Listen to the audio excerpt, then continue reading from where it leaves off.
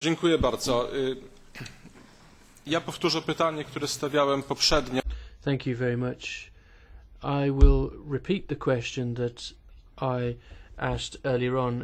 I don't think you heard the question while the previous candidate was here. It related to Article 14, Paragraph 4 of the Basic Charter relating to parents and the education of their children, particularly when children are learning about homosexuality in schools and parents complain about that. This is a phenomenon that's being seen across Europe.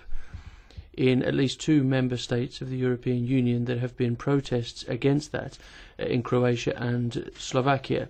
There have been national referenda in those countries, and society has spoken out against this kind of schooling en masse.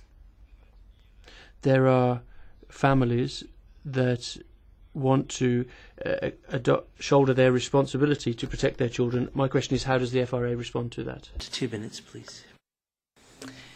Well, it is true, of course, that one needs to take into account all voices and all opinions in the area of free speech that we have in Europe, thankfully, and a dialogue needs to be had, a serious dialogue. However, I think that in this particular field, we can see that despite the controversy, there are developments over the years when actual rights are explained to people, despite the strong argument for parental involvement and the choice of education, of course, relating to rights of child, it is very clear that LGBT issues are very much part of the fundamental values that we have of equality and equal right to participation for all, by the way, including for children.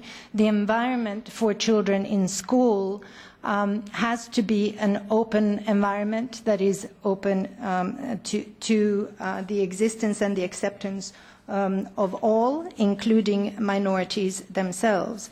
Now, for the Fundamental Rights Agency's role, I don't think that it is the role of the agency to go in and, unless requested, to go in and tell what kind of legislation and what kind of practice based on legislation needs to be there. However, the examples, the good practice examples from other countries is very much something that the Fundamental Rights Agency can collect. And in particular, we see also in the context, as I mentioned already, of the very serious situation in many, or at least some, EU member states that the LGBTI community faces, based simply on the experience of harassment, of violence, and of discrimination.